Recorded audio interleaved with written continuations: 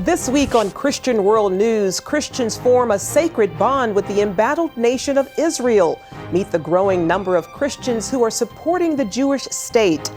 Plus, when they say church without walls, they really mean it. See how these men are bringing the gospel to their city's homeless population by literally taking church to the streets. And social media is having a negative impact on many young women in China. We'll show you how the church is bringing a different perspective.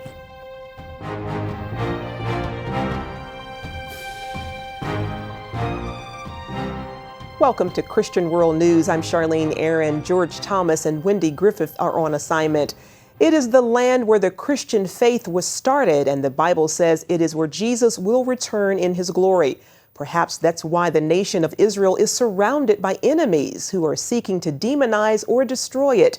It's also why the number of Christians standing up for Israel is growing and even affecting the presidential race. Chris Mitchell reports from Washington, D.C. Christians United for Israel, or CUFI, has grown to more than 3 million members. Founder Pastor John Hagee started out 11 years ago to teach Christians about the biblical mandate to stand with Israel. Because every evangelical has a biblical basis for supporting the state of Israel. Supporting Israel is not a political issue, it's a Bible issue. CUFI is having an impact on presidential politics. One network credits the group with influencing Republicans to adopt the most pro-Israel platform in U.S. history. So because of Christians United for Israel, which was specifically named in the article, the Republican Party said, we're going to have a plank that says Jerusalem shall be an undivided city in the future. Even with that political victory, Middle East experts like Colonel Oliver North believe Israel is under more threat than ever. Now, the Iranians and the North Koreans are building nuclear weapons and the means of delivering them that have Israel as the nearest target and us ultimately as the great Satan target. So it's different than the threat has ever been before. So CUFI, Christians United for Israel, can make all the difference in the world in terms of educating people about the real threat and what we ought to do about it. Simple as that. CUFI believes a big part of standing with Israel is what's happening on college campuses today. Behind me is something you might see in a college campus. It's an apartheid wall. It vilifies Israel's security barrier. So CUFI has enlisted hundreds of students around the country to present the truth about Israel. They call it the battle for the future. We're fighting for the future of Israel. We're fighting for the future of America. CUFI Representative Maria Lilly says pro-Palestinian groups often try and shut down pro-Israel speech on college campuses. We're in for a battle. On so many college campuses around the country and even around the world, students face so much anti-Semitism and backlash for their support of Israel. Pastor Hagee feels it's crucial for the U.S. to stand with Israel. The Bible verse, I will bless those who bless you, and I will curse those who curse you, is the promise of God, and God keeps his promises. Chris Mitchell, CBN News, Washington. While genocide and Islamic persecution has left the number of Christians living in the Middle East at an all-time low, Israel is the safest haven for Christians. Father Gabriel Nadav, an Israeli Arab and Greek Orthodox priest, spoke at the CUFI conference. He told the crowd he's seen with his own eyes how Israel treats Christians. He says, today there is just one country in the Middle East where Christians live in peace and security. In Israel, they have freedom of speech and religion. They can exercise their faith freely, and they have democratic rights. Where Christians aren't the only ones facing extinction in the Middle East, ISIS has also committed genocide against ethnic Yazidis. The world has finally taken notice thanks to the tireless efforts of one member of the Iraqi parliament. She is once again reminding the world to help this ancient religious community. Gary Lane reports from Erbil, Iraq. The world took notice after lawmaker Vian Dakil's impassioned plea to save fellow Yazidis trapped on Iraq's Sinjar mountain. Our families have been slaughtered. Set aside your political differences. In the name of humanity, I call upon all of you to save us, to save us. It was August 2014. Islamic State fighters overran Yazidi villages around Sinjar and Zumar near the Mosul Dam. Men were slaughtered, women and children kidnapped. The jihadists forced boys to join ISIS, while girls were raped, bought, and sold for sex. The United States responded to Dakhil's cry of desperation, airlifting supplies to Sinjar Mountain. Help was delivered to as many as 10,000 Yazidis who had fled ISIS. As her people died from thirst and hunger, Dakhil traveled to Sinjar to personally deliver food and water. When she left the mountain, many Yazidis frantically boarded her departing helicopter. Dangerously overweight, the helicopter crashed. Were you hurt? Were you injured badly? Yeah. What happened? My legs, it's broken completely, and my rib and head and shoulders. Dakhil is healed now and doing well. Was risking her life and suffering personal injury worth it? Yes, of course. Yes. Those my people, those, in general, those are human beings. And some terrorists come and kill them. And Christians, including CBN, were among the first providing relief. The Christian groups or Christian community, it's helped the Yazidi people. Yeah, it's helped them. And now, 2 years later, as world attention focuses on immigration, Dakhil is renewing her call for assistance. She says the Yazidis still need help rebuilding their lives and cities in Iraq. We need someone to pray for the Yazidi people, and another to help them, and another to focus for the situation of those Yazidi. Because sometimes the people forget what happened. Forgetting that 400,000 Yazidis still live in tents as refugees, often enduring harsh weather conditions. Still, we have 1,000 boys between 6 to 10 years are captured in the special place in the Mosul.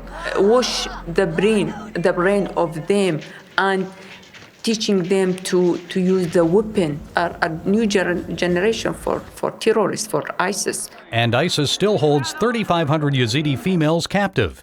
Dakhil says fortunately 2,000 girls and children have escaped.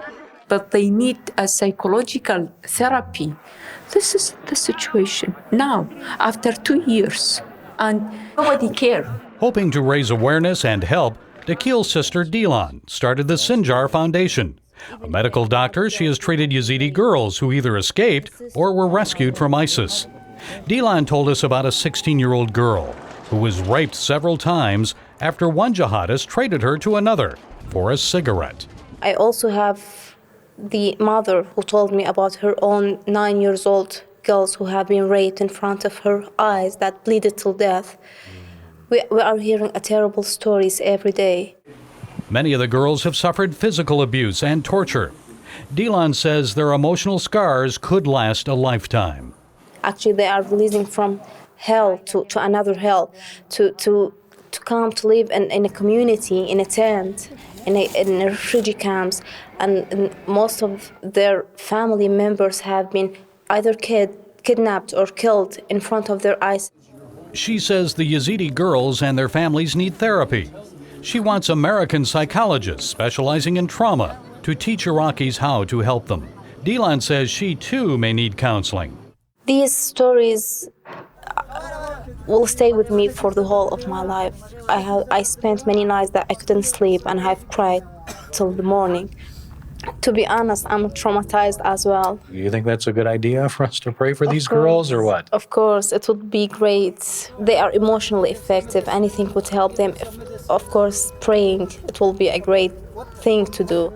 Voices for a voiceless people. 2 sisters requesting prayer and help for the Yazidis, an ethnic religious people the world now says are victims of ISIS genocide.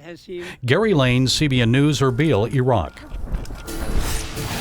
Coming up, a church without walls. See how one ministry is taking church to the homeless on the street. Hello, I'm Terry Newsom. Did you know there are more than 148 million orphans in the world today? 148 million. But it was 3 little girls that taught me about the plight of orphans.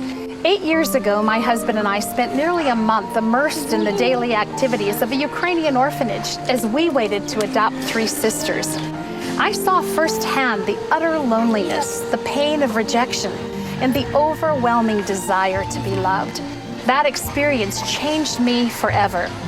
And out of it grew a ministry from my heart called Orphans Promise. Today, we're helping orphans and vulnerable children in more than 50 countries worldwide. Thousands of children are now in safe homes. They're being educated, and they're learning life skills. I'm asking you to join with me and become family to these children. Will you call the number on your screen right now? Because every child deserves a chance to be happy. Inside every child is a hero, a leader, a friend to others, someone who helps out, who does the right thing, who dreams of what they can be, but they still need our help. What should I do? What should I say? How should I feel? That's where Superbook comes in. It provides moral and spiritual truths through situations children can relate to, teaching God's Word to the children you love. Join the Superbook DVD Club and receive Superbook's newest episodes as they're available, plus 2 copies to share with others, all for your gift of only $25. Get Superbook today and watch the miracles happen. Recording artists, preachers, and believers from around the world packed the National Mall in Washington, D.C. this past weekend to pray. The Together 2016 event had been in the works for the last 5 years and was scheduled to last 12 hours. But extreme heat and hundreds of ambulance calls forced the Parks Department to shut it down after just 7 hours. Ephraim Graham was there. Saturday temperatures quickly climbed above 90 degrees here in Washington, D.C. But the steamy weather didn't keep hundreds of thousands from answering the call to come to the National Mall, to stand together, worship together, and pray together. This isn't about perfect people gathering. This is about imperfect people, and we're all gathering to seek the perfect one. There's only one answer. It's Jesus. Nick Hall is the man behind this massive event called Together 2016. And recording artists like Hillsong United, Lecrae, and Matthew West lent their voices to the experience. I was overwhelmed by the crowd, just the size of the crowd.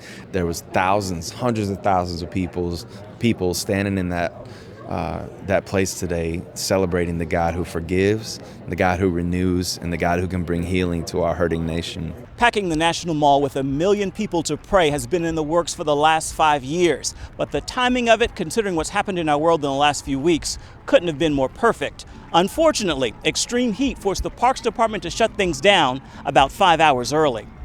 That decision came after hundreds had to be treated for heat-related illnesses. I love that we're together. It's good to see a glimpse of what heaven might be like one day. This is just a glimpse, but when it comes down to it, we got it at one point, whether it's at 9 o'clock or now, be ready to walk out of here and live it out.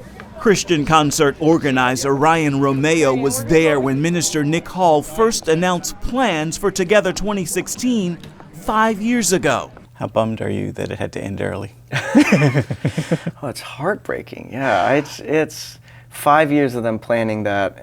That was a hard thing, but you know, I talked to one of the leaders right after, and he said, you know, I just got to trust that the Lord had something in that, you know. Even with tears in his eyes, he said, I have to trust that God knows what he's doing and that something amazing still happened, even though we had to end it early, you know. Because the true measure of success is what changes after leaving the park. Ephraim Graham, CBN News, Washington. A ministry in Kansas City, Missouri has come up with a unique way to reach the city's homeless population. It has created something called the Worship Wagon, with the idea of taking church to people living on the streets. And now lives are being restored one service at a time.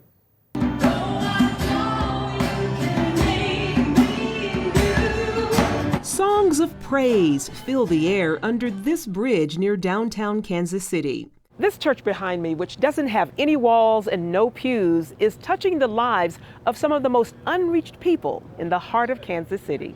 Welcome to the Worship Wagon, a mobile church serving the poor and homeless. Those attending this church on wheels participate in a weekly non-denominational service each Monday night and are encouraged to come as they are. Bruce McGregor and Joe Ratterman came up with the idea. It's really fun because we'll set up sometimes about 5:30 in the evening and no one will be here. And then we'll get the music going and you'll see people just drifting out of the woods, which is behind us, along with the Missouri River, where about 100 people live. 100 homeless people live there year round. And those are our parishioners. My wife and I were working with the homeless for about 12 years now. And we tried really hard in a few different ways to think about taking people out of the street and into a world in which we feel more comfortable. And we learned some lessons that way that maybe that's not always the best way to bring God's word to those people. We decided to bring the church onto the street instead. Each week, volunteers from local churches fill the wagon with equipment needed for the service. We just have a simple single axle trailer.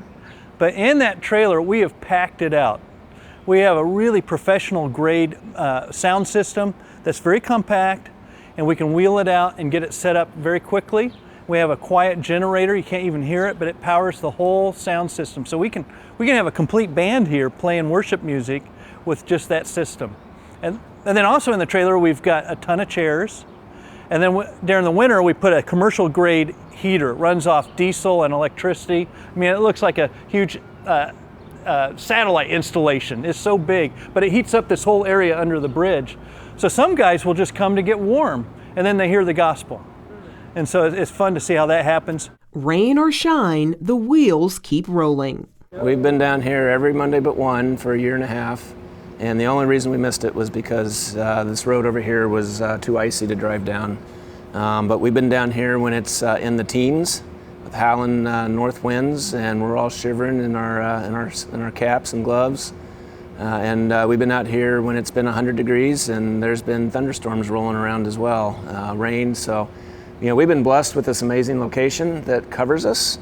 And so, as long as there's not a tornado right on top of us, or ice on the street, I think we have, license to basically come down here and set up shop. Volunteer Melvin Cole says he often sees extraordinary reaction from those in the audience during worship. Some of the people will just get up and high-five you right in the middle of the song, and they'll dance around. I mean, I dance with them, I get out and just shake hands, dance with them. You really want the people to feel connected, and that we all are worshiping God together. Beverly Cole saw her life transformed by the ministry, a message she now shares with others. I was a drug addict for many, many years, and I know God changed me from the inside out, so I know if He could change me, He could change anybody. Meanwhile, the Worship Wagon plans to continue bringing church to the down and out, in need of hope and healing. God works with us where we're at. I think that's the biggest story here about Worship Wagon is bringing God and being His eyes and ears, hands and feet where the people are at, instead of thinking that you can bring the people to where you're at. Coming up, how social media is having a negative impact on young women in China. See how churches are pointing them to the truth.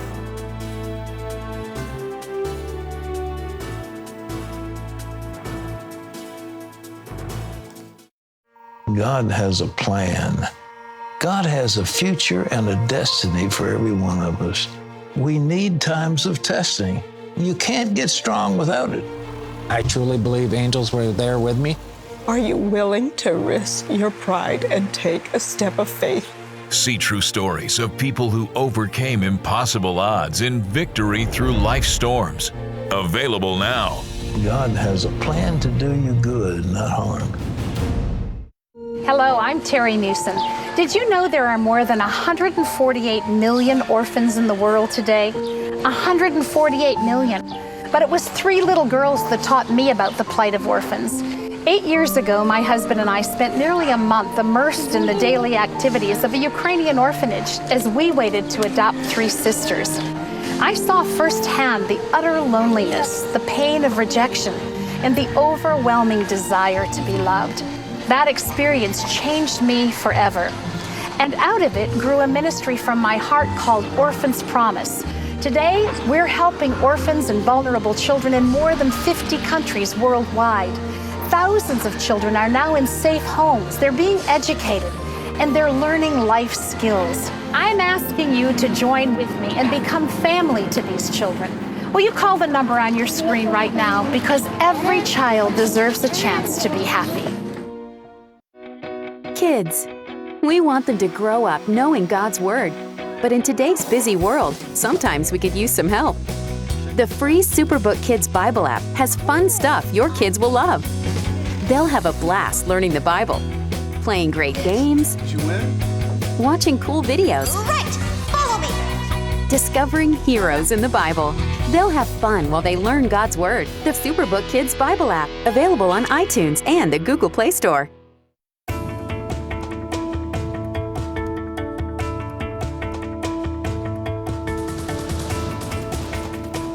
Welcome back to Christian World News. Social media is having a big impact on our lives, flooding our eyes with a constant stream of images, for better or worse. In China, some health experts argue that technology is having a negative effect on millennials.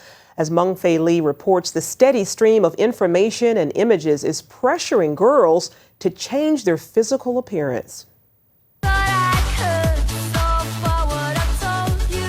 If you ask any young Chinese girl today what's important to her, she's likely to answer becoming a fashion model. Marriage and career are no longer appealing to them. Having the perfect body weight is the dream of every modern Chinese girl. Every girl knows the truth. Inner beauty is somewhat important. However, most people believe good-looking girls are still more popular. Chinese social media weight loss contests inspire young female millennials to pay close attention to their weight. The contests require them to use printing paper as a way to measure excess body fat. I always pay attention to my weight. It's important to me.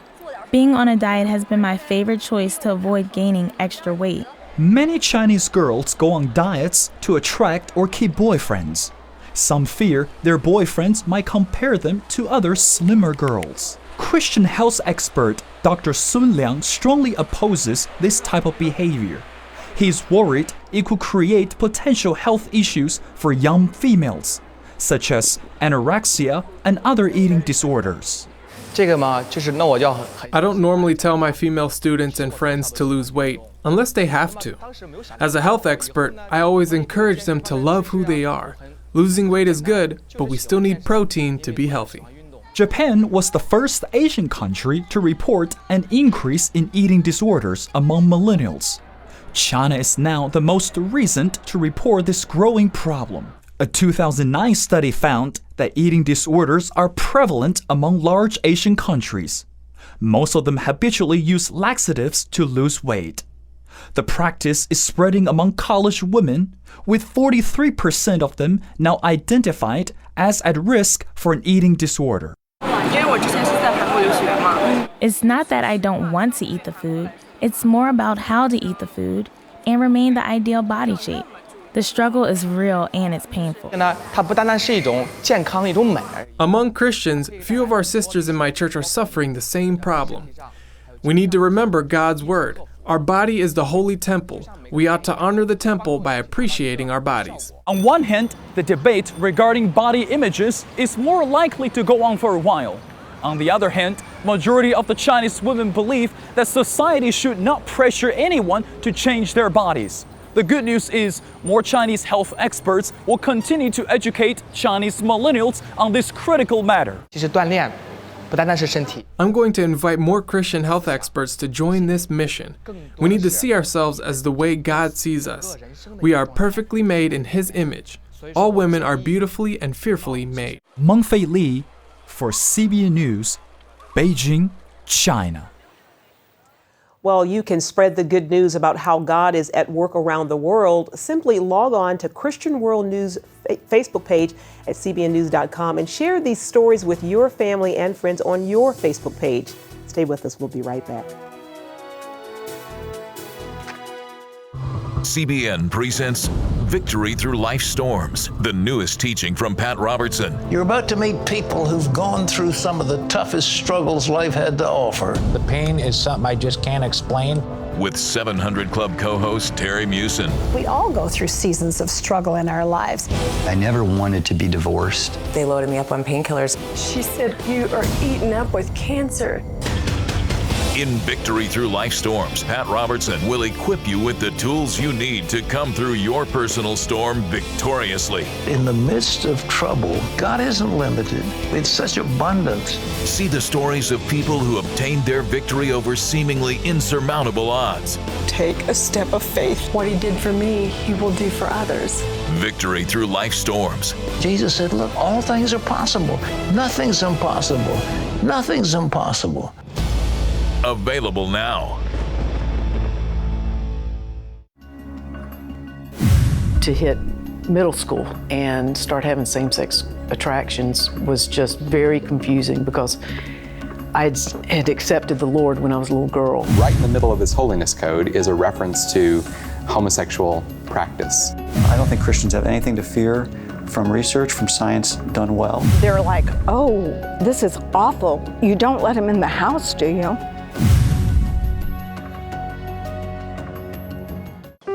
Life. It's meant to be lived fully. Jesus said it. I came to give you life. Life to the fullest. Life in your family. Life in your finances. Life in your body, mind, and spirit. Life in your everyday. At CBN.com, we're taking what Jesus said seriously. We're here to help you discover life. Life. Live it fully. CBN.com. Operation Blessing is helping to prepare young pregnant women for motherhood. OB's Young Women's Pregnancy Program in Peru teaches women just like Julissa how to safely deliver their babies. That knowledge proved to be helpful when Julissa suddenly went into labor while visiting her grandmother. Unable to get to a hospital in time, she delivered her healthy baby boy Angel on her own. Julissa learned how to confidently give birth with Operation Blessing's help. And she and her healthy son are doing wonderful and are thriving, thank God. Thank you so much for joining us this week. And until next week, goodbye and God bless you.